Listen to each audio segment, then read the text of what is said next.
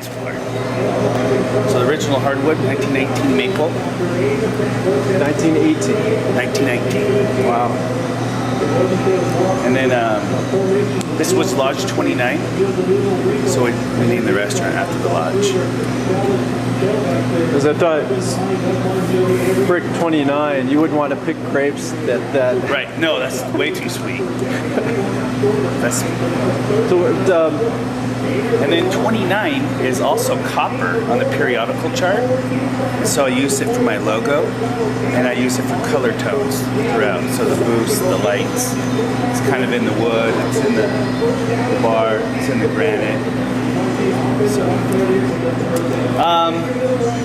I was contacted by a developer who wanted to buy the building, and but of course wanted to develop it, buy it, and have renters immediately. So he contacted me. The building had been for sale for about 7-8 years, and asked me what I thought of the layout. I told him I loved it. I did a business plan, and he funded me. So it's been successful.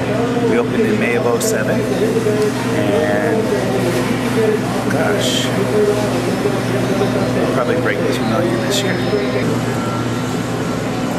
So this room was all just one long room. I chopped it up a little bit. I put in a VIP section to give it a little elevation. I put in this wall here to give a little privacy, the booths. I put in a second server station here. They haven't opened it yet. And I put in this wall to provide banquet rooms. So in here we have what would be 2 separate banquet rooms, a 12 and 25, or open it up and it's one large one. This is the original lodge room, original cove. We use it for events, parties, Christmas, rehearsal dinner, wedding parties. I put a bar in that corner there, and then additional storage back there. We have a mezzanine up here, which has turned out really nice for DJs or bands, that kind of thing. I bet with everything that you offer and the uniqueness of it, that you're pulling people, quite a few people from Boise. We are, absolutely. Eagle, Marcine. We see people come in from Ontario, actually, too. There's no good restaurants over there, so when it's an event, an anniversary or birthday, they'll come over here. For me, it was important to have it warm, like you're at somebody's house, because you are, and inviting, and yet work with the same concept of the theme. And tell me a bit about your background and how you got Sure. to be able to do this. My first cooking job was for the Westmark Baranoff in Juneau, Alaska. I relocated with my family back to Idaho. I was born in Coeur d'Alene and moved back to Boise in '91. And I worked for different restaurants. I worked for corporate, I worked for small private owned restaurants. I traveled. I went back to culinary school when I was 25, and that's when I decided that this was it for me. So I worked at a couple nice restaurants since then, and another corporate, and then I opened this in '07. So I feel that I applied and got accepted to a good school back east, but I made too much money at the time working at a sawmill. And so I decided to go to an in-state school at BSU and become poor and then move on. And I realized after going to school that a couple things you'll learn the same at any school, which is you get out what you put in, that a school won't teach you creativity or sense of urgency or drive, so it's either internal or not. So I realized that about myself, and I got rooted in the valley, so I've been here since. We've done things differently, so I think recession makes everybody a little smarter, and we've also diversified a little bit as well, and we never say no to an event or catering as large or as small as it is. And we've started retail as well. So we've been doing market stuff with retail products or value added, so soups. Our big hit right now is bacon. We do a really killer bacon, and so we've been packaging that and selling a couple 100 pounds a week. So we'd like to go retail in grocery stores with that by next year. I think the big step getting the appellation of Snake River was a big one, and I think that it's pushing all of our winemakers to make even superior, better products.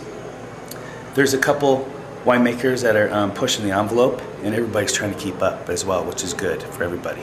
And I think it will attract more winemakers to the valley, which is good for me. I think I'm pushing the edge outside of Boise, even closer to the winemakers, and in return, I support them by putting their wines on my list.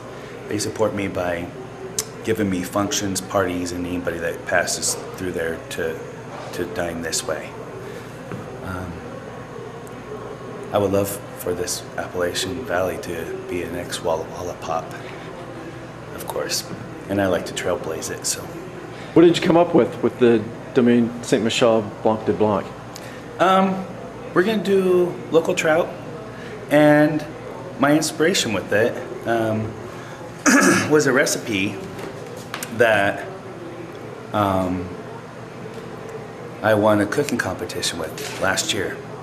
So the event was it was sponsored by Idaho Preferred. It was utilizing Idaho products.